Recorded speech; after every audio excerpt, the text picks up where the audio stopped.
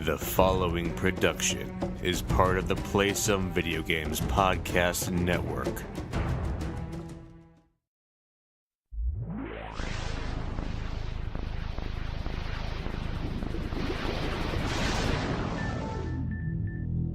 I know you, your past, your future.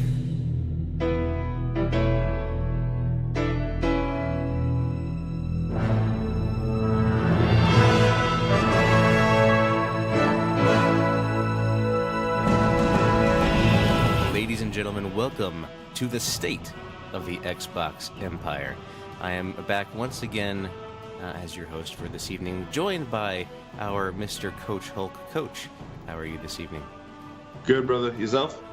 I'm doing dandy, I suppose. That's not too bad. Thank you for asking. Joining us again, returning guest, is Sean Capri. Sean, like Connery Capri, like the pants. How are you? Capri, like the one not wearing pants tonight. Ooh. But you didn't know that because it was audio, but I thought I'd point it out anyways. The listeners can only imagine. And for his first PSVG appearance, Lohr. Welcome to the program. Thanks for having me, man. I'm excited to be here. I dressed up. I thought it was a video podcast. I did see the tuxedo. Thank you, by the way. Yes. No problem. We're going to try to get you one of those Xbox pins. I've been trying to get one from Major Nelson myself, but if I get one, I'll put it your way too, because the tuxedo is a very nice touch. I was wearing, thank you. I was wearing a Halo pin earlier, and that I took it off once I realized we weren't there, and I put it back in its super sealant case. So I'm ready. Very good. Next time. So for this episode of the State of the Xbox Empire, we will be discussing our predictions for the 2018 E3 Microsoft conference. So hopefully this will be a fun discussion. It's always fun to have some conjecture. And going in full disclosure, there have been some leaks-ish from different sorts of outposts at this point. However, I, being as under a rock as I have been lately, haven't seen any of them, so I'm still pretty in the dark on a lot of this stuff. So we'll be discussing things that we want to happen, things that we think will happen, and things that we're pretty sure are going to happen. So, but before we do that, since Luke, this is your first time on the show, something we like to ask everybody on this program is your first experience, your first exposure, if you will, to the Xbox and your favorite memory thus far. Oh, man. My first exposure to Xbox came when I was in college. People in the dorms have those giant game systems with those giant Duke controllers. And I was really excited. I picked up my Hyperkin Duke remake today. But my real claim to fame for first memories has to be I sold plasma in college so that I could buy a 360 to play Gears of War. And that's like my strongest Xbox memory from back in the day is that I literally sold plasma so that I could afford an Xbox 360. How much plasma did that take? I don't know, maybe 2-3 months where I was going like every few days. Yeah, I was dedicated. I didn't have a Gears tattoo, but I was dedicated to playing that game. Nice. So literally blood, sweat, and tears. Truly. Awesome. Do you have a favorite game on Xbox platform to this point? Game, I would say it has to go franchise for me because I get all invested. Books, comics, novels, and expanded universes. It's a toss-up between Halo or Gears of War franchises, and on any given day you could see one version of the other.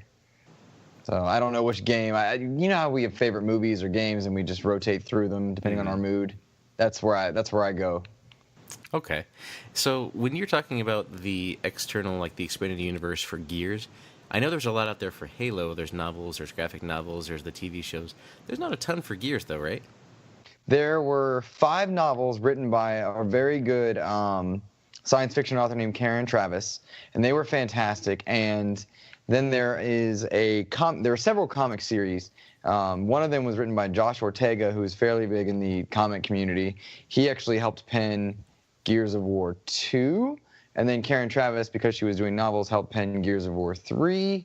And so there's stuff out there, but far more for Halo than for Gears. Cool. So, I do have to admit, I've only played one Gears of War game to completion. It is a bad mark in my Xbox career, but I do have all of them to play eventually one day. I have them all actually installed on my Xbox currently. Nice, that's good. We should stream that, play anywhere, and go with them. I did Gears 4 campaign with Berto recently. Those are best played with friends. They're good stuff, man. Nice. I will probably take you up on that offer because if it's built for co-op and I don't have anyone to play with, I'll need somebody to get me through there, especially probably Gears 2, because I got to one point I remember I was with this big truck or something that I was guarding, and I didn't like it, and I never went back.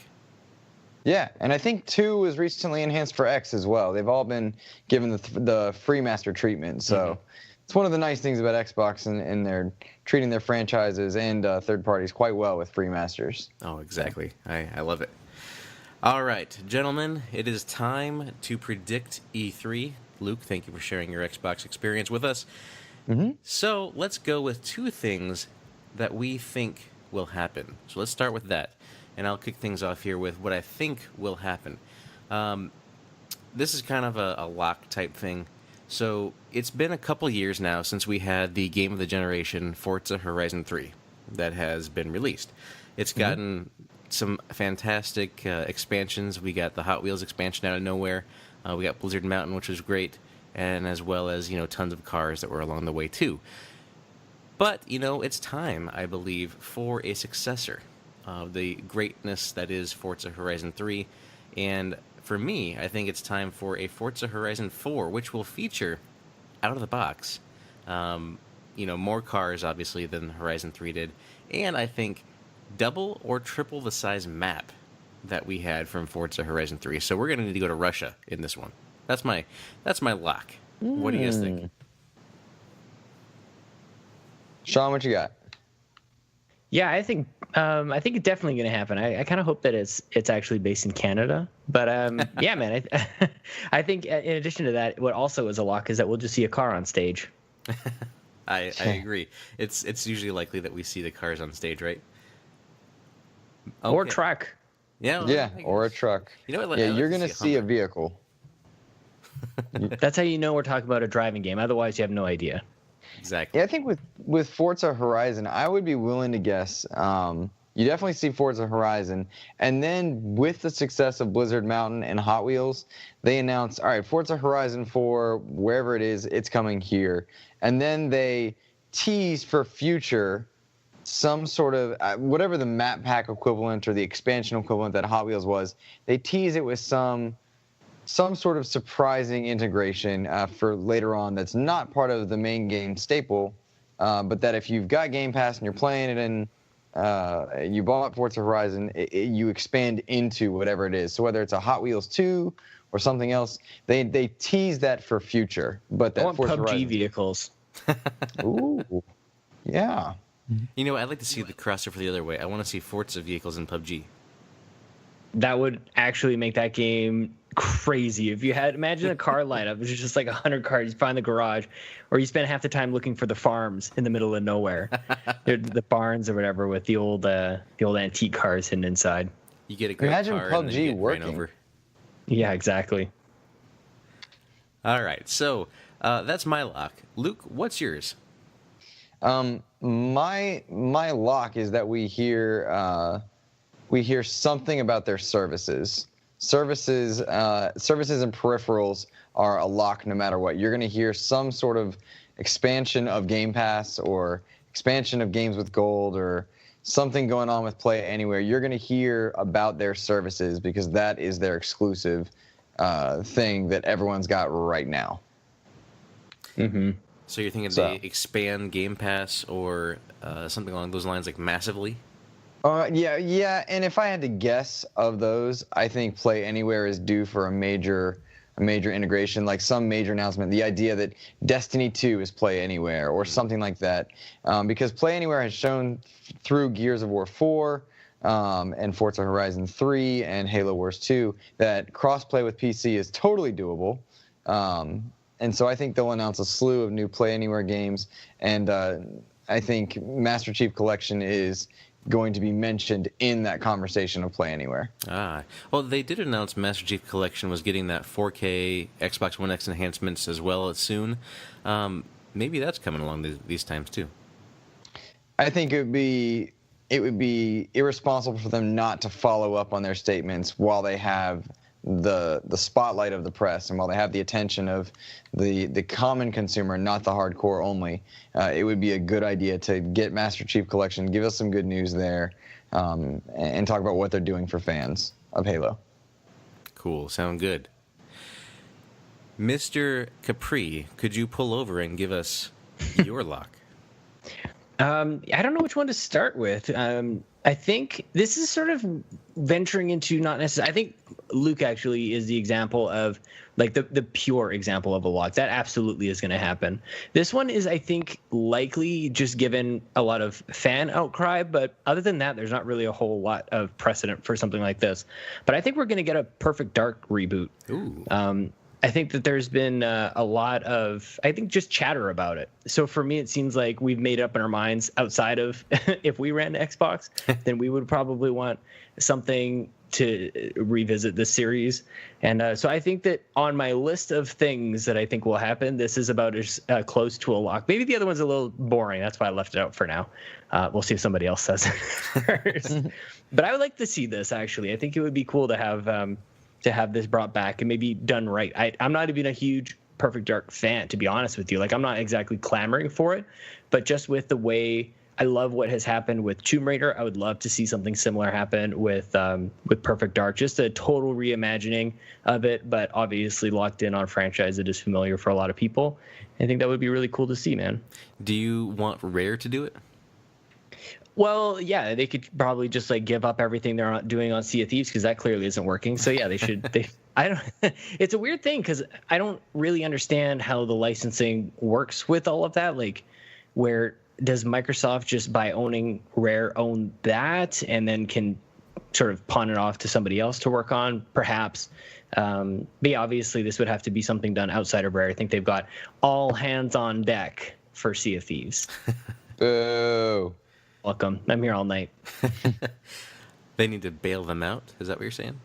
No, just all hands on deck. I stopped there. Bail them out.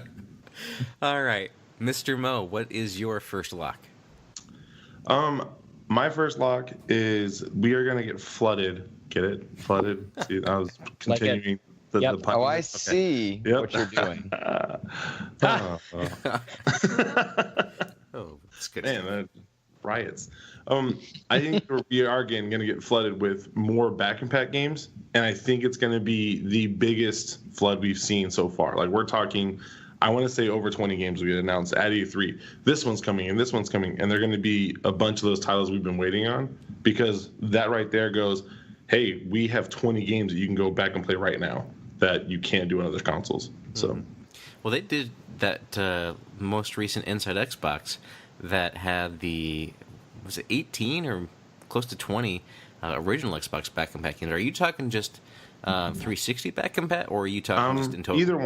Either one. I just think we're gonna hear right then and there. Here are 20 you can go put in your console right now and play, or you can download from the store and play.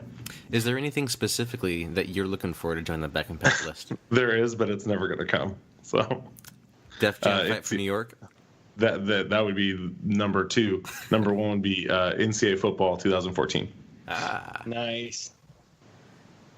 Yeah, I'd love to see some more back and pat stuff flooded. I've championed back and pat since the beginning. I use it all the time. I mean, I've played Mercenaries and stuff from the OG back and pat. I've got all these Star Wars games on my Xbox now. It's just fantastic. Looking forward to more announcements like you. So let's go Snake. Mo, give us your second lock. All right, this one I was gonna put it in the maybe pile, but I decided not to. There will be a Zoo Tycoon this year. Is my next one. So hold on now. You think this is a lock? Yep. So the people that are making the Zoo Tycoon are making the Jurassic Park game, the Jurassic World game. Yep. Which is coming out this year. And you know what would be perfect to put in Zoo Tycoon? Dinosaurs yeah. would be really cool. So Eat the I sheep. think it's coming. I think Goat or whatever it was. yeah. I think when you can double down on stuff, you do it. And even if it's just an update for what was the last one, Zoo Tycoon 3. Mm-hmm. Mm-hmm. Is that what it's called? I just played one on Xbox. I think the Xbox One version is just called Zoo Tycoon. That's what I was going to say. Yeah, I don't remember the number. So yeah. I just think they're going to get something from that because that's one of those ones that every couple of years something is added to it, and I think this would be a great time to do it. Nice. I don't know why. That just made me think of something so stupid. I was just thinking of like The Sims, but like ultra realistic, where like just instead of the cartoony nature, it's like really, really realistic, like almost like grotesque in a way. I don't know. My mind is stupid, man. Move on. Carry on. I'm sorry to interrupt you with that garbage. It's okay, Sean. Why don't you go ahead and take it away with your second? Oh no. My next lock I think is boring, but I think it's absolutely going to happen. We're going to hear about Fable. So, and people are going to forget how much they hated Fable for a moment, and how much they had turned on it. Wait. Who hated Fable? I think people have turned their back on the franchise, to be honest with you. I think people liked 2 and then didn't like what happened with 3, and then they just and the whole people don't like Peter Molyneux. So there's a weird sort of like segment of gamers who have this strange hatred towards it, but they're all going to leave that behind and then fanboy out when Fable 4 or a reboot or something happens. But we're going to learn what's happening there. I think not necessarily as much of a lock. I'm not sure actually if that Playground sort of like tearaway team is going to be on that, but I think that could be likely. But definitely Fable, we're going to see at least a logo. So do you think that since we haven't seen it yet this generation except for that card game, or there was that Kinect game they put out too, so there's been those 2 offshoot games, do you think it's been long enough that they could just reboot it and just be like Fable? Yeah, I'll say this. I haven't played a Fable game, so I don't know, and I don't have any like real lock-in with the series to want one way or another. I guess because I haven't played anything, maybe a total reboot would be more welcoming to me than a 4th one, but I'm good either way, honestly. Okay. Well, I think you should play some Fable, by the way. They're all back and pat. You can jump in there and play them. I know, and I think Fable Anniversary's on Game Pass. I have it downloaded somehow, so I keep meaning to get to it, but new games keep coming out, unfortunately. This is true. All right, also, Luke. Skyforce. Skyforce, yeah. What's your second lock, Luke? I'm playing Skyforce as we talk. Let's see. My second one that's like just pure lock is Crackdown related. Crackdown gets a release date. It's very soon. Or around I've said it before, it's within a month of E3, but I'd like to expand and add to that. Somehow, some way, the avatar system makes its way into Crackdown one way or another, and you get loadouts that can look like you, or you can put Halo armor on in Crackdown, or Gears armor in Crackdown. You'll have Forza cars in Crackdown. Crackdown is going to have more customized stuff to kind of make up for any gameplay frustrations we might get. Nice. It's a lock. It's a lock. I like it. So my next one is, again, kind of along the lines of yours, Luke, that you mentioned first time was with the services. And you mentioned the Xbox Play Anywhere being a big highlight this year.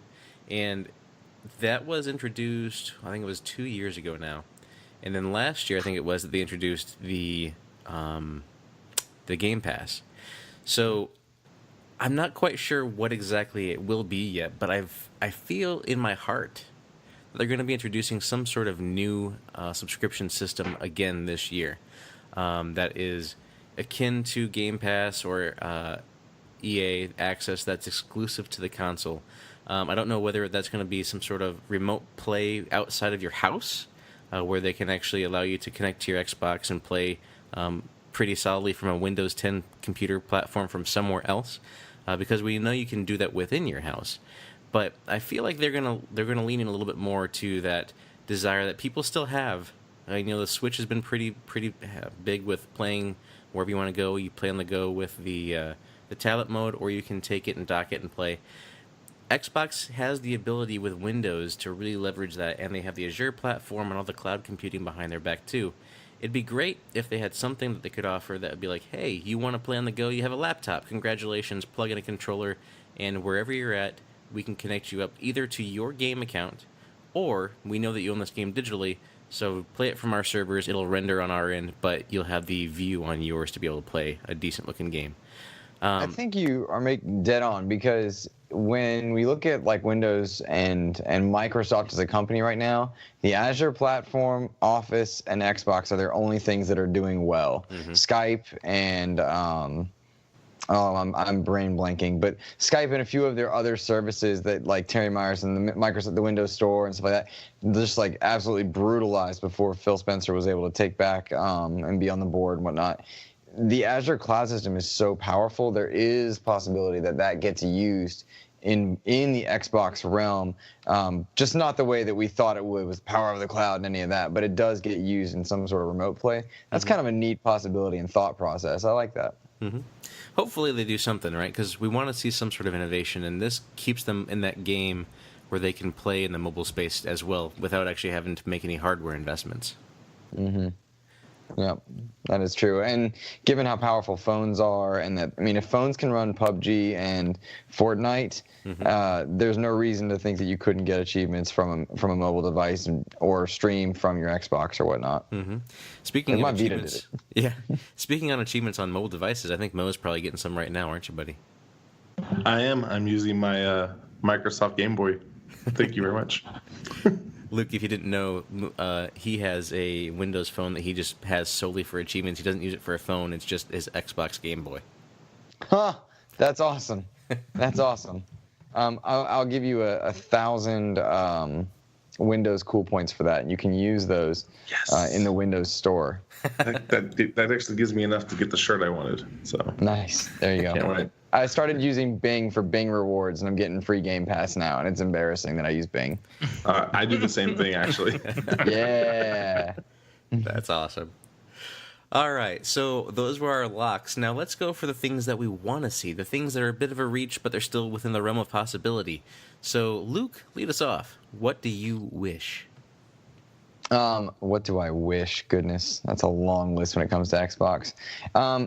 I would love it if they released more numbers and explained why consoles sold is not the same thing as engagement and why engagement's actually important.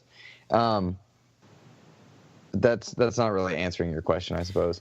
What I really want is to see Halo fans given something that they can cheer and be happy for, and I want Xbox to have that win with their brand. So you want Halo to come back? Is that what you're looking for? That gives that win? Yeah, I want some sort of, and it's intangible. I don't know how to quantify. Maybe Sean can help me with this, but I want something Halo related that rallies everyone around it. The idea that people are like, oh, Halo's back. Because as good as Halo 5 was, and it was good, it was marred by the launch of the launch Xbox One and that ugly VCR. And so no one gave Halo credit, and it's died off in the populace. I would like to see Halo make a return to everyone's mind. Would you? I'm so sorry that was me. That's okay. Would you like to see a reboot of Halo? No, they're too entrenched in a universe. But a soft reboot where the story doesn't go away, but in the same way that God of War got a reimagining type treatment, where they did not dispose of the history that those fans had built with those games, but they did take it in a new direction. Something akin to that with Halo would be wonderful, because Master Chief and the world around Master Chief, that universe, is extensive, and what they've done in the novels and in the comics, it should not be disbanded Disney style with the Star Wars universe. I would love it if, while acknowledging that past, they built a new future. We find out, here's how it goes down. This is a little Dave Moore coming at you. We find out that Master Chief and Cortana actually made a baby. And so the Dad of War version comes out. Master Chief and his son have to go hunt down Cortana, and it's the moral dilemma that we all face every day. Do we have to go hunt down our totally insane AI mother and murder her? I think that would be a very compelling way to bring everybody back around Halo, Luke. I think that's what you were asking for, some help with that. I think that's the answer. I rescind my question. I got this. I'll take this on my own from here on out. All right, now. Okay, I see how it is. I will finish this fight. All right. What if you miss? I won't. All right, Mo, what you got? What's your reach? So my reach is Phil is going to play savior to companies that he needed. I think we're going to see the Marvel Universe Online game that Dan was really into. You know what I'm talking about? Mm-hmm. Mm-hmm. That game is come back, but it's Xbox exclusive. Like, they're able to pick it up and save it. Like, some of those companies that are going under and letting people go, that Phil announces, hey, we actually bought these companies and we bought these licenses and these games will be coming back on Xbox. I think we're going to get stuff like that that's going to be popping out. I like it. That's a really cool idea. That would be really good for their mind share, for fandom. Yep. And you have to think there are plenty of jaded fans from those communities that don't own an Xbox. That might be their reason to buy in, and then suddenly they explore what else Xbox has to offer. Mm-hmm. I like it. That's cool. Sean, what's your reach, buddy? This is a bit of a reach, and it sort of speaks of maybe this is, I was joking, obviously, with the Master Chief and his son, but I was thinking about what it would be like if Oculus comes out and announces an official partnership exclusive to the Xbox One X, and the one thing that you have got to play on this thing is a Halo VR or something like that. And I'll tell you, I've played like a weird sort of demo. I was in Toronto and I played this weird PC thing where it was like Halo target practice essentially, and that experience was average, maybe even subpar. But the thing that like wowed me and like sort of opened my eyes in a way to what VR in an Xbox landscape might look like is when you were done, you hear this noise behind you, and it's this warthog just driving up and peeling on the brakes. You turn around, and then Master Chief jumps out, and he's huge. He's enormous, and you don't realize. I mean, obviously he is. We all know that he is, but you don't realize like how much he would tower over you until you're looking at him in VR. And so I would love for them to finally take the plunge into virtual reality. I think Oculus makes a ton of sense, and the X is just sort of like waiting to use its power in a way that can just showcase what it's capable of, in addition to 4K, because I think in a way 4K is only certain people are going to really recognize what that power is allowing it to do. There's only so many people with that type of screen. But yeah, blurring the lines, I think offering an ability for people to play with Oculus with something that is relatively inexpensive, with so many teraflops just waiting to be used with virtual reality. I think why not? Why not have this as a like totally amazing reason to invest in an X if you haven't already, or kind of as a thank you to people who invested so far in the X, is like you're already halfway there or more than halfway there for an amazing virtual reality experience. I like it. All right, so I also like it. That's a good idea, Sean. That's good stuff. yeah, my reach, and I think this is going to happen. I think Phil's going to talk about these great games this year, and he's going to, in that last 5 minutes of the conference, he's going to be like, and you know what? You guys have given us some great response with the Xbox One X and the 4K enhancements and all these great things that we can do with the Xbox One X. And starting today, that is the Xbox One. So there's no S. There's no anything going forward is going to be built for the Xbox One X as the new standard. Wow. Oh, is that good? Do we want that? I would say go for it. So wasn't it like just a year ago, maybe just 2 years ago, when he's like, no gamers left behind, everybody's moving together? No, but so here's what's going to happen. Everything is going to be as standard as the X. They're going to discontinue the S SKU. they'll still release the games and they'll play on the older systems, but they won't look anywhere near like they should. They'll work wonkiness, right? But everything going forward will be optimized for X. That is a huge business risk. I don't know. That's tough, Nate. Ooh. It kills that whole half jump and just says we're going to extend the life for 5 more years, and the X is our standard. But I think they need the hype of a new system when they make the new system. I feel like they might feel, with that idea, I feel like gamers might feel betrayed as opposed to supported. Because how many people are buying these cheaper S bundles right now? I could honestly see them going the other way, where they go, the S now is a discless console, so it's cheaper. Like, it actually, instead of only allowing people to get into the Xbox ecosystem at a very expensive point, they drop the price down, but they remove one of the pieces of functionality from it and make it the first no optical disc console, other than the Switch, but that's sort of in a different realm altogether. But I could see them going discless. I feel like they wanted to do that the entire time. I could see them start to implement some of the things that they were alluding to when the Xbox One was first announced.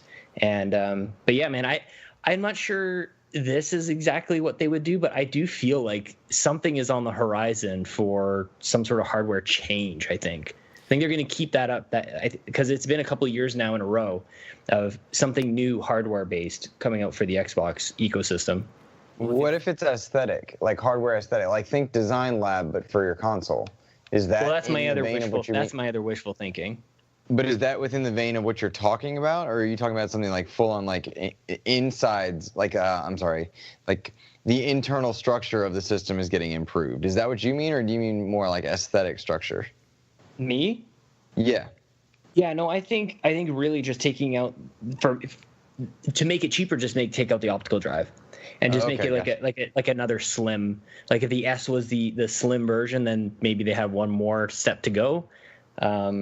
Like the super slim PS3 type idea? Yeah, I guess so.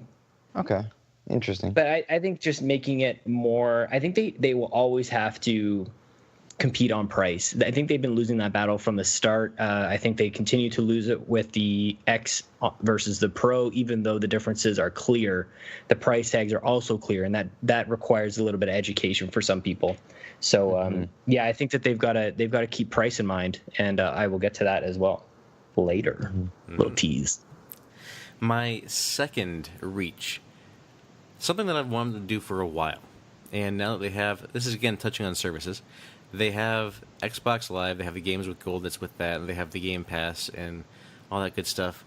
I want them to charge $100 or $120, somewhere in that range, and give me Xbox Live for a year plus Game Pass for a year, and give me like another tier, an Xbox Live Diamond or something like that allows you to have both of those things at a cost that, I mean, I'll be honest, I have not yet subscribed to Game Pass, and I'm not their market for it because I have pretty much all these games. Yeah. But if they had an upper option that just, it gives me everything anyway, I'm going to buy that. So they would get an extra $40 a year from me. And how many people are like that around, North America or the world that would subscribe and give them an extra $40 on top of the $60 that they're already giving them? 6. At least 4, because I would do it. You would do it. So there's 2. I mean, I feel like we're a pretty decent sample size because most people on the Xbox side are probably a little bit savvy about that have been in the ecosystem for a while, and we like the Xbox. It's our home base, and if there is a more platinum level than gold, like another level up, I'm going to do it. It'll probably give you a couple extra other things too, or some sort of benefits, I'm sure, but give us a third tier or another level that includes Game Pass, and just makes it a more premium experience on the Xbox side.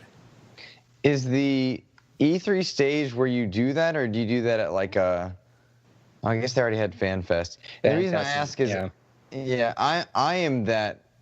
Game Pass is for me. I don't have the budget to spend on all the new games. Like, it's rare. Like, I was very fortunate to get Far Cry 5 is like a wedding gift, but I take advantage of sales and of Games with Gold and Game Pass to play a lot of my stuff. But I have an Xbox One X, and so Game Pass is pretty cool. I also have Games with Gold because you have to have that if you have an Xbox, and so I'm in that, like, I guess, elite demographic. But how many people are like me where they have an X, they have a Game Pass, they have Games with Gold? Like, are there a lot of us? Are there a lot of people like that? How many people are like you where there's not a lot, or they don't have Game Pass, but they're buying games new on the regular? Like, where's your right audience to announce those type of things? I mean, I think if you do it at the E3 stage, you get the impulse buys. If you do it and you say, and you can do this now, people are going to go out and sign up for it, you know? I think that gives you your biggest piece of the pie. You could do it on one of the monthly Inside Xboxes, but the viewership on those isn't anywhere near that you get on a conference stage, and you don't get people reporting on Inside Xboxes all the time.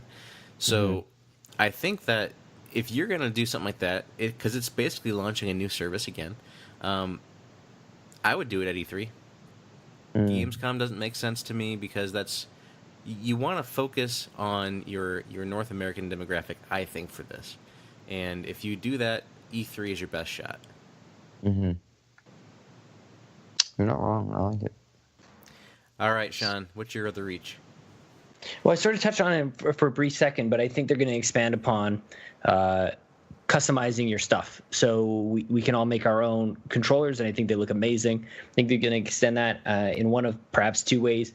Consoles, I think, would be amazing and would also help to boost that console sale number that everybody is so concerned about. But I think there's a lot of people who are super duper Xbox fans that would buy yet another Xbox if they could customize it with colors or images or whatever. I think that would be like the new, I think we talked about this yesterday, like a new faceplate kind of thing. But also expanding that to the Elite. And I don't know why this didn't come up in the lock. We should be expecting a new Elite controller, Elite 2 or something like that. I feel like it wasn't that long ago that we saw some patents or some mock-ups or some sort of prototype for the new Elite. I am sure that we will see that. Xbox is really leaning into this newfound ability that it's got for managing and manufacturing hardware. It looks so good. They like booted out the old guy who didn't know how to design anything. They brought in this new dude who just makes the industrial design is just so gorgeous, and they've managed to fit that into their manufacturing chain to make something that's gamer centric, that is like that taps in to that thing that people want, something that's one of a kind. And they're just going to keep going with that, man. Everything that they are putting out these days looks gorgeous. The X looks great. The S looks great. Even the Surface Book, everything is amazing. I expect them to lean into that more and more as time goes on. I mean, we have seen the patents and stuff for the Elite controller, but I don't know if you're going to get people to go out and buy another Elite controller. You know what I mean? Because your market for the Elite controller probably already has one. And unless there's a significant improvement on what it does or the design of the Elite controller, or, like you said, if there's a design labs for the Elite controller, I think that's a big gain. Because there's tons of people who are using the design labs on the standard controller, and I know that there are probably people that are waiting to do that on the Elites. I would buy another. I have an Elite, and I would buy another one. That is actually a giant reason. Having experienced the Elite, it's a huge reason why I haven't done the design labs for a regular controller, because I would just never use it. And I don't know that I want to spend that kind of money to just have it sit, although I guess I'm looking behind me, and I've definitely done worse. So, but yeah, man, I think that would be huge, and would open it up to the people who to maybe buy a second one and then just have like their Elite just maybe take a bit of a rest for the rest of the generation. Or maybe it's like their PC controller. I don't know. Maybe there's definitely reasons why you might want to have two. I've got one Xbox controller that's specifically paired up with my PC here, and it just sits here, and then I use my Elite on my X. So I don't know. I think you're maybe even underselling how much of a demand there is for an Elite controller. And the other thing is, for whatever reason, you just put out something new and people won't buy it, man. I think that just it's new and exciting, and it's an announcement and gets that rush of excitement from people that is not there from the original Elite because it's been around for a couple of years now. Yeah. I don't know. I think that we get this is not my turn, but I'm going to toss this out here because we're kind of talking about it. An integrated built-in wireless Xbox headset that would pair automatically with the system.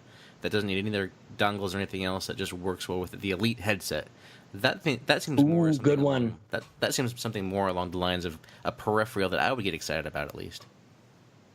That's a really good call. I wonder, because it seems like they just don't really care if they're upsetting the third, like the Mad Cats or whoever, like all the other companies who make the peripherals. They're just like, we're gonna make the best version available for all of the stuff. And you can, of course, go buy all the Turtle Beach and whatever. But like, if you want the real deal, you get the Xbox One. Because I have a wireless Plantronics headset, which is great, but it requires you to plug it in like a little USB dongle to the back, and it uses a USB port, and I don't like that. And it uses a dongle, and I don't like that either. But if it could just connect up with their proprietary wireless technology, I think that would be people would be all for that. I know that there's one or two. I think Lucid Sound does one that does that now. I wouldn't be surprised if Xbox, along your conversation about the design people, have got a fantastic wireless headphone design just waiting to be announced that I think people would be all about. I'm sorry, I kind of hijacked yours. Did you? No, that was good. Say there? No, just I think that it doesn't hijack at all. I think we're like, it's exactly what I was saying, like that we are going to see them lean into that more and more, customizing your stuff and continuing to provide the premier option for kind of fleshing out all the stuff that you want to buy and make your Xbox experience great is going to come right from Xbox. I think that makes total sense. All right, Mo, what's your second reach? Well, my second reach was actually touched on earlier, but I do think we're going to get. I'm hoping it's the Oculus announcement, but I think we're also going to get a tie-in with a lot of the games that we used to see Microsoft putting out, like flight simulators. There used to be a bunch of really good ones, and you've got Boeing right down the road. They're located up there in Tacoma, and so you've got some of their tech to use and things they test on. You put that into that next project, and now we have this awesome flight simulator added into this cool experience. So that's kind of my hope. So nice, I like it. Mo, finish us off with your final reach. That was my Mo. That was. Oh, I was like, that was my final one. I mean, Luke, I'm sorry. My final reach is that we hear about no less than 3 new exclusive IPs. And then we hear about at least 1 studio acquisition where they buy a new studio. One thing that Phil has been very upfront about is, it took us a while to get our hardware right. Our hardware is right now. We know you need games. And I think they'll announce 3 IPs of varying degrees of quality. And three's a strong number to walk out there as far as new IP. But I would love to see. Right now, their first party stuff is AA. It's AA. When you look at Recore, you look at State of Decay, Sea of Thieves. With respect to Rare, I'm sorry, the product they created was AA. Like, they're all AA stuff. So they're going to announce 3 new IPs and then 1 studio acquisition to placate and relax those who are so worried about their portfolio for first-party Microsoft Studio investments. Do you think an acquisition could be held, the announcement could be held until E3? I feel like if they're going to acquire a company, that's going to leak, and there's going to get some more announcements around an acquisition of a company beforehand. We've seen Microsoft lose their entire E3 presentation before, like the morning of, but we've also seen them contain a number of secrets as well. And so, right now, Gears of War, all signs point to a spinoff, but nothing's been announced. You haven't heard about what it is and what's going on with it. The Xbox One X name didn't come out. Nobody knew they were going to launch 2 systems and announce both systems within 20 minutes of each other. I think they can totally pull this off, and I think it's completely doable. And I think they would do it with well-known names. Like, I think it was Kevin Levine who and I think one of you corrected, maybe it was Rybo that corrected me.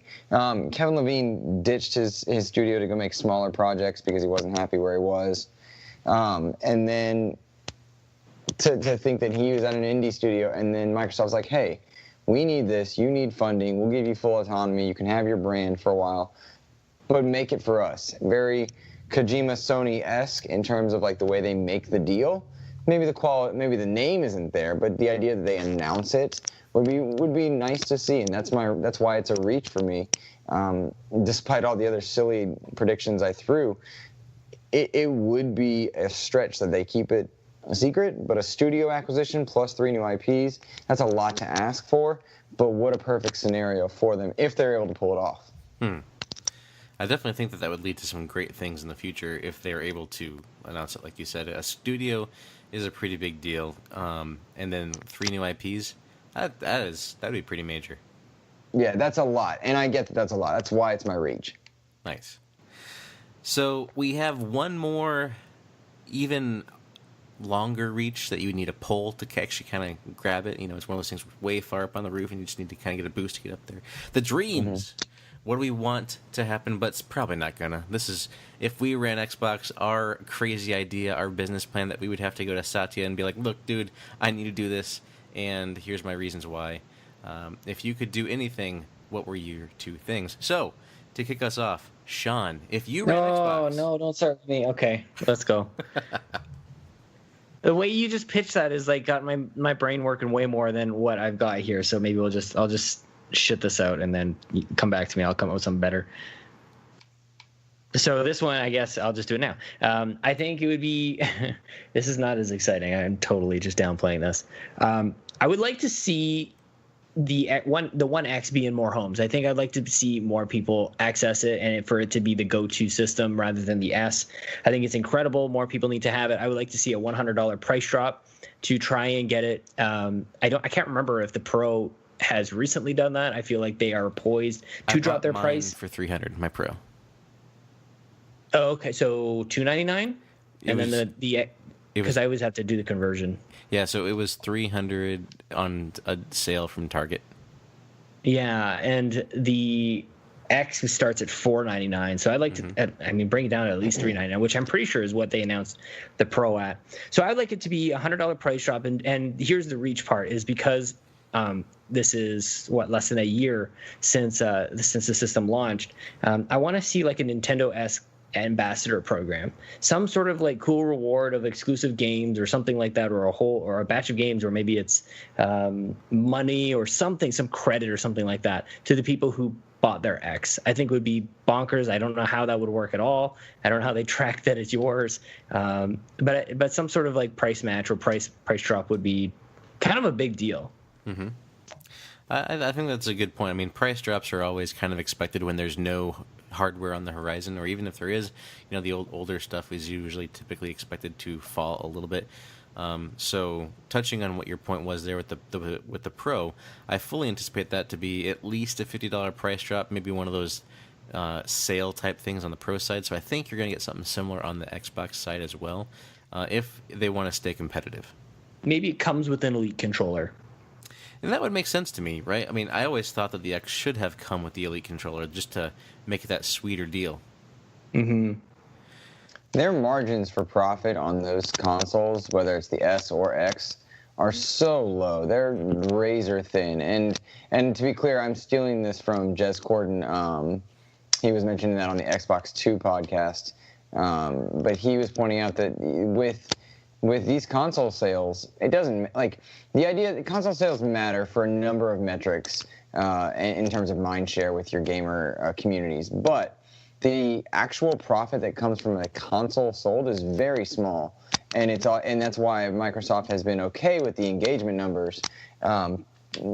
Despite losing, they're making an incredible amount of revenue and profit due to their attach rate, and so getting more and more homes, as Sean was alluding to, is the key.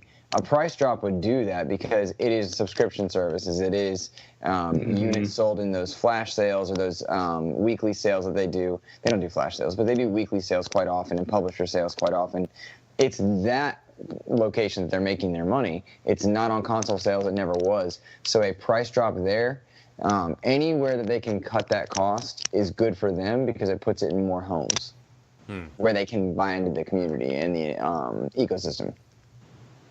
Yeah, I mean, that install base leads to those Game Pass subscription sales, and it leads to those gold subscription sales too, which is really their profitable area. So I agree. I mean, if you can get those consoles out there and, that sweeter install base is what they're looking for, that would do it. Mm-hmm. Agree. So my dream is that Phil Spencer walks over to Satya's office. He sits down and he says, "Hey, man, look. Sony's got this Spider-Man game locked down as an exclusive. There's nothing we can do about that. But what I want to do is let me pick up the phone. Let me call Kathleen Kennedy. Let me say, hey, I want to do something over here on the Xbox. We've had a great partnership in the past. We just put Star Wars Knights of the Old Republic on back compat, and it's been great. And we want to really invest in Star Wars and bring you guys onto the best console experience with the Xbox One X. How about we sit down and talk about bringing Star Wars Knights of the Old Republic 3, or just a reimagining, onto the Xbox exclusively?" Your reach is too small. Just go Star Wars. All Star Wars? Just Star Wars. Yeah, I mean, I would love to see an exclusive Star Wars game. I mean, I'm a Star Wars guy. Luke, you are too. And it's one of those things where we've got a rich heritage on Xbox having Star Wars games. And right now, this console has the most Star Wars games to play on it out of any console in generations. So I would love to see if they could capitalize on that goodwill so far. And since, Sony's got that lock on Spider-Man, which is a pretty big lock, and it's also in Disney's wheelhouse, they can say, "Come on, guys, give us a little something over here, too." Mm-hmm. I love that. And what if you modified your reach or your pie in the sky, what if it was Amy Hennig with Kathleen Kennedy? Mm-hmm. Those assets I'm sure are still held and they're still going to be used somehow. But that vision, we said earlier in the show, I think it was Mo that said, Phil saves people and saves gamers, saves studios and such. The idea of that vision being saved and Kathleen Kennedy saying yes and Amy Hennig getting what she needs and wants, that's really cool. Mm-hmm. I think it'd be great. I'd love that. Mo, pie in the sky. All right, my first pie in the sky is one that when you had reached out, my wife and I were at dinner, and I was like, "What's something you would want?" And so together we came up with this. The day my wife walked away from Xbox and went to PS4 was the day they shut down Xbox Fitness. She loved Xbox Fitness.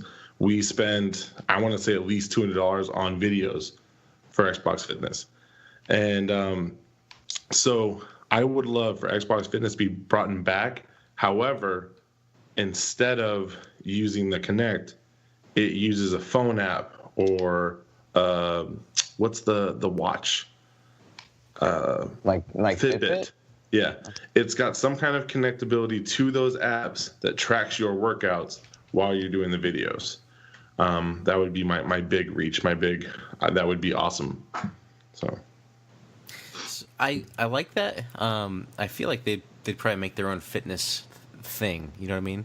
I mean, you could partner with Fitbit possibly for something like that. But knowing Microsoft, if they want to tie you into something and they want to put out like a little wearable of their own, that would be a way for them to do that. I don't know. Good point. I like it. I use Xbox Fitness as well. And when they sent that announcement out, I was like, "Oh man, that kind of stinks." They sent us a bunch of credits back though, like money back. Yeah, because they're like, "Hey, anything that we sorry, purchased, you basically wasted money, or they resupplied to you." Yeah. So sad day for us, but that was the thing. She's like, "I would really love that, and if it could connect to my app and I could use my Fitbit and just do the workouts." I was like, "Yeah, that would be dope." Mm-hmm. All right, Luke, what you got?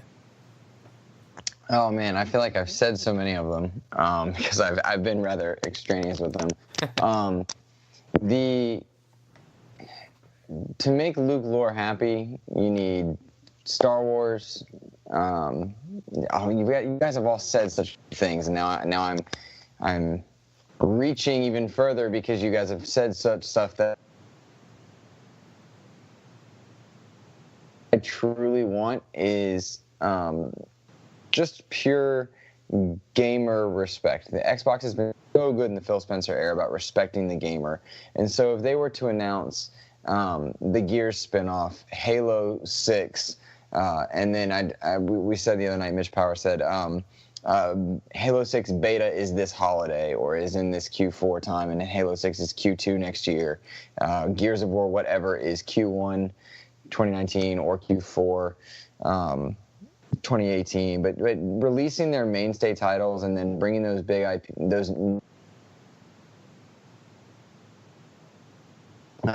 continuing to expand backward compatibility, perhaps combining with Nintendo, I think. And there's my reach. I would love them to see more partnership with Nintendo, utilizing the Switch with an Xbox app would be wonderful. You could have remote play there. There's no reason there's not enough power for it. They can speak the same language. Best away thing is for Nintendo to play nice with somebody and Microsoft to continue to play nice with everyone as much as possible. I like it. I made that up on the spot because we said all the other stuff I thought of. Oh, it's okay. I mean, that cross-play or that playing together, that compatibility, I think would be great to finally have that and have them leading the charge. Yeah, agree. All right. For my last pie in the sky, this is something that is just probably something for me specifically. And this is, again, related to stuff we've seen recently with backwards compatibility and all that good stuff. And it's, if they could bring back one of my favorite games and kind of modernize it, and that's Mercenaries, Playground of Destruction. Have you guys played the one on Xbox? It's on backwards compatibility now. I haven't. It's fantastic. It's still fun. I played it the other day. Back when I was younger, this was the sandbox game that you could destroy literally anything. You could grab a helicopter, you can pick up cars, drop them in lakes, whatever you'd want to do. It was Just Cause before Just Cause. It was about the time that the Hulk Ultimate Destruction game came out, and you could destroy literally anything, and it was just so fun. And I know Crackdown is supposed to have some of that kind of stuff in there, but I want Mercenaries back. I want them to re-release it. I want them to say, hey, this is going to be out here. This is going to be for you guys that love, these total sandbox environments.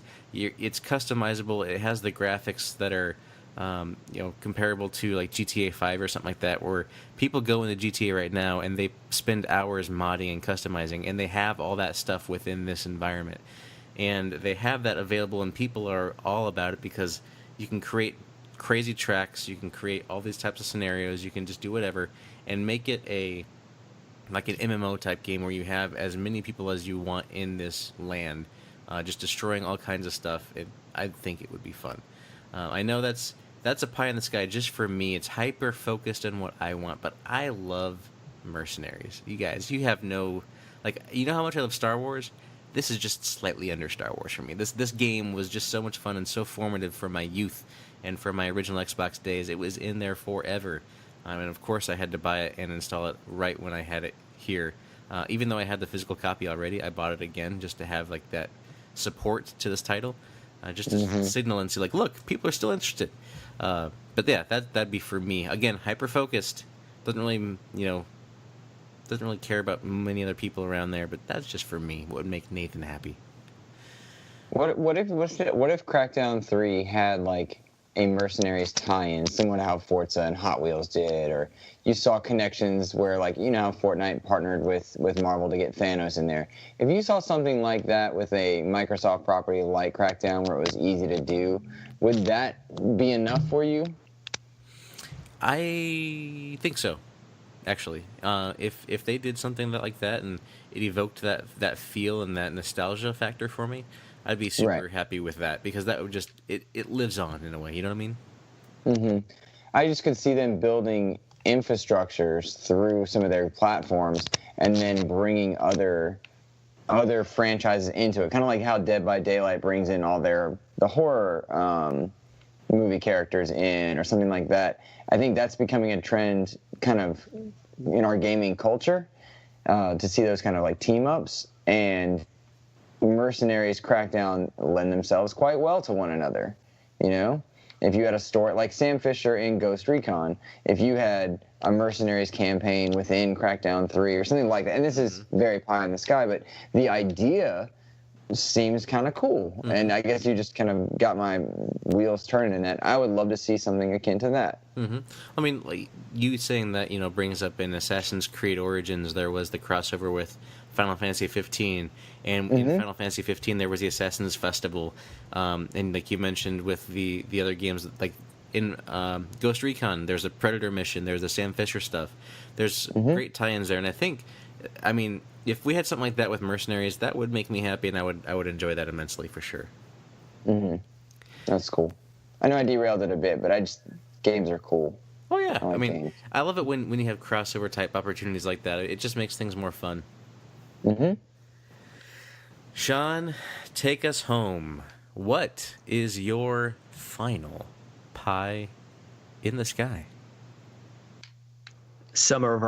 Wow, I can't even say the word. Summer of Arcade is back, and it's only going to excite a few people, but it would excite me. I think this is similar to your like hyper-focused, who is this actually going to benefit? It's only going to benefit the people who saw how great it was on the 360 days. I don't know why they would ever have gone away from it, but a chance to highlight an indie game or smaller game each and every week throughout the summer would be amazing. I would love for them to bring that back. That, or say that the new studio that they just bought in Santa Monica is working on a Wolverine game in the style of Batman Arkham Knight and stuff like that. Nice. Now, touching on that, because I had thought about this too, it's not going to be the case, but what if it was? Is, again, because Sony has Spider-Man, and we know, or at least there are rumors that Rocksteady is working on a Superman game. And what if that was exclusive to the Xbox? People would lose their minds. That would be bad. That would be just that would be another Tomb Raider situation. But why is there a double standard? Why aren't people upset about Spider-Man not coming to Xbox? They are. We are. We've 70 gotten over million's it. bigger than 30. Yeah, I think the main and Sony owns the rights to Spider-Man. Is that not a thing? But They did. in the past They own games, the movie. yeah, the past games though, like Shattered Dimension and all that stuff, were on multi-consoles. Yeah, I don't know. I agree with you, and we've talked about this a lot. The double standard, I think, is outrageous, and there's always a small technicality that's like makes it okay for Sony to do their thing. But I feel like they just have to have a different strategy. I don't know why it just doesn't seem to be working for Xbox. These exclusive games aren't selling. People think that they're dumb or that the deals are weird and people are going to be upset. And so these games that are exclusive on the system go out to die. And that strategy is just not working from a PR perspective, and it's not working for the developers or publishers who are putting the games on there. So I don't know, man. I agree with you that seems to be what is needed.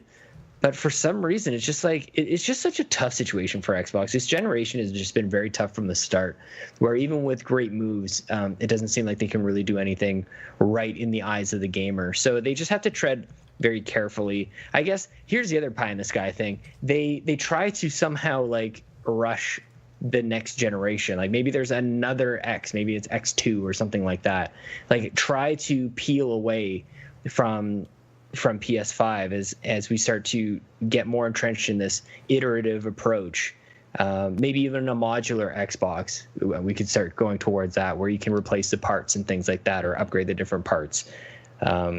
Blurring the lines between console and PC, I would say just in general is probably what we can expect from Microsoft this year. But I think really, really far out is that the console starts to more and more resemble a PC. What I would say, even on the counterpoint to my own point, is that what they discovered with the X was that just how not possible that is. Like how finely tuned that thing had to be, how perfect, and how every single component played off of each other. I think that maybe even proved that we'll never get that. We'll never have a console that you can swap processors out or video graphics cards or whatever, the GPUs out. So we'll see, man. I don't know. This is such a weird E3 that we could just see anything, and I'm just kind of hoping that people get hyped. I guess if I have one hope, one pie in the sky, maybe this is my reach, is that people get really, really excited for Xbox for the first time in forever. So that's what I was alluding to earlier, Sean. Yeah, That's kind of what I was trying to say, but I didn't know how, and I don't think between the two of us, I hope we got our point across. Because I don't think I said it all too elegantly as well. But yeah, I just want people to be excited about it again, man. Yeah, and too many people. I feel like as a community, the Xbox community can be very defensive because they've been on defense for so long. But there's no reason to be. Like, Phil's not defensive, you know. Greenberg's not defensive. Mikey Barra's not defensive. Mike's streaming God of War on Mixer. Like, that's no reason to be defensive. The company is profitable. The company is doing well. Xbox is doing well. It did not win in terms of unit sales, and there's like, okay, it didn't. We've gotten some great experiences, and because of them not winning, we now have Game Pass, and Games with Gold is out. Remember, Games with Gold wasn't there at the beginning of the generation. Play Anywhere is a thing now. I got to play with Chris Berto because of Play Anywhere, and he doesn't have an Xbox. You know, like, there's a lot of good that's come from this generation that we tend to forget. And the reality is that we've all won because Xbox didn't win right away. That's okay. It's okay. They're still doing great things for us. I think I'm very pleased with my Xbox and my experience and the way Microsoft has handled it in the Phil era. And I would like gamers to recognize that E3 or no E3, things are pretty good. Could be a lot worse. I agree. Sorry, All right. That's my soapbox. Oh, that's fine. I'm actually going to give you another opportunity here for soapbox in a second. So that wraps up our 6 kind of things that we kind of are looking forward to in this E3. So one last opportunity to go through and give like one final thought, one final comment going into E3, what you're looking for, and your contact information as well. So let's start with you, Luke. Thank you again for joining. I missed the question because I saw Mo's message on Skype. Mo had one more. Right, Mo? I did. I was just trying not. I didn't want to maybe I did say it. That never works, by the way. It never works to send a message and then you're trying to be discreet. It always interrupts. I don't know why. I feel for you, man. I've been there. I was like, did I say 2, or am I just not paying attention? Did I skip you? I'm sorry. Go ahead. Hurtful. I'm sorry, buddy. So my second reach is I want customizable Elite controllers, and the reason is I now own 4 Elite controllers. I have 2 of the base Elites. I have the Gears of War Elite. Nice. And recently, I just bought the Scuff Forza Elite Collector's Edition controller, which was pricey, but gosh, is it pretty. I just got the Hyperkin. That's the nicest controller I own. Yeah. I'm jealous of all of you. And so I just would love to be able to make a customizable Elite controller, maybe with my Chicago Bears themes or something like that. So that was my reach. Was I would love to be able to customize the Elite. Again, I just adore those controllers. I think they're just phenomenal, and I don't even know how to use the front buttons anymore. I just use back paddles. Wow. So I don't think I could do that.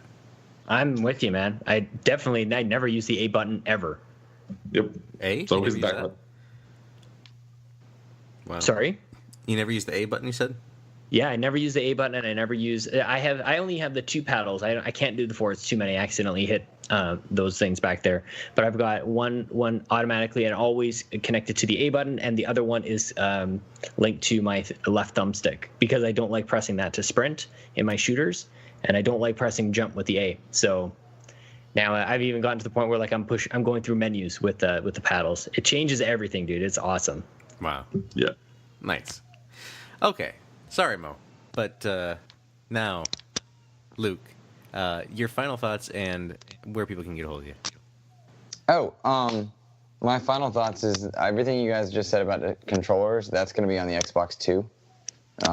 The X2 is what I've been calling it, like the successor. But as far as E3 goes, I think Xbox will impress us, but it will not be enough to win it in the minds of gamers, which is too bad. But I think they will impress. I think they've had some good shows. And and anyone can find me on Twitter at MLS Reserves or on Mixer, mixer.com/insipidghost. I've been really trying to stream a lot lately and kind of delve into that community more, and slowly, I'm teaching myself to code with the buttons and stuff. It's been pretty neat. So please join me on Mixer and give me advice. I welcome any feedback. Sounds good. Sean, final thoughts and where people can find you. He's muted, and he doesn't know it.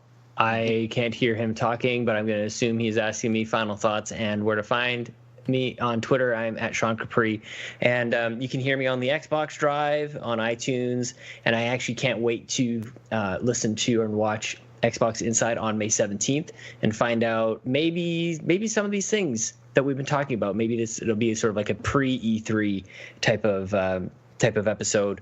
So I'm pumped about that. I'm excited to see not just E3. I love the week before E3. I don't know about you guys, but like the week leading up of legitimate news, not the leaks and not all like the red herrings and all those things. I love. There's only so much stage time, and there's stuff that gets cut. There's stuff that is not worthy of the stage, but is still very exciting for us geeks. So I'm just excited about that, man. I can't wait to experience and soak up all of E3, not just from Xbox perspective, but from everybody. And I also can't wait for Ken Levine to show us his new game on Xbox's stage, and I can't wait for Bethesda to show us a new Fallout game on Xbox's stage. And Mass Effect, I'm sure. I don't think we're getting Mass Effect this year. Did you Nope. see it?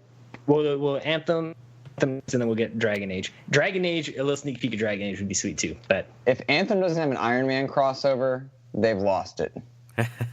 I agree. Mo, final thoughts and where people can find you, buddy. I want to tell them about OT, but right now, Luke, I don't normally tell people I've just met that I'm in love with them, but your positivity on Xbox has me so hype. So please go follow. Please go follow the Luke. So if you're listening, you're a Coach fan, if you're one of my students, please go follow the Luke, because we need more people talking like this about Xbox in the universe, getting the love. That's all I have to say. Thanks, man. That's awesome. Thank you so much.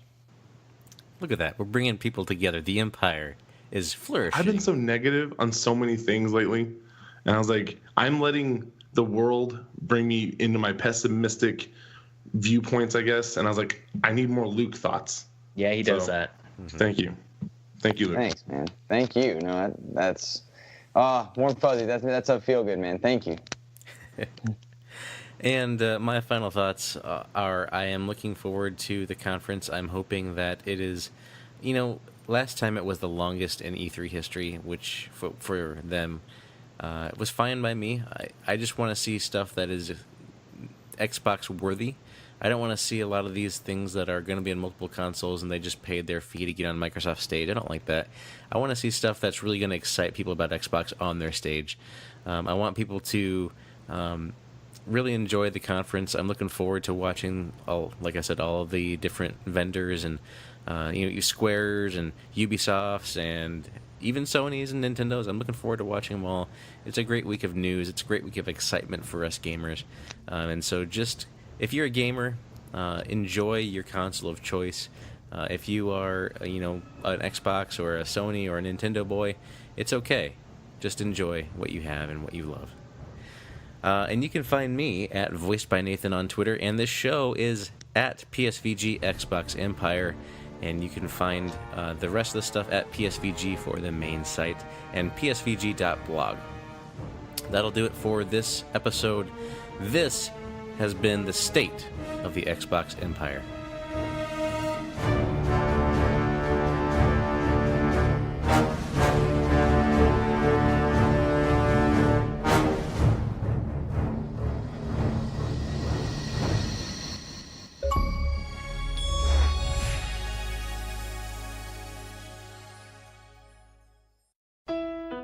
This has been a production of the Play Some Video Games Podcast Network. Find more great content at playsomevideogames.com.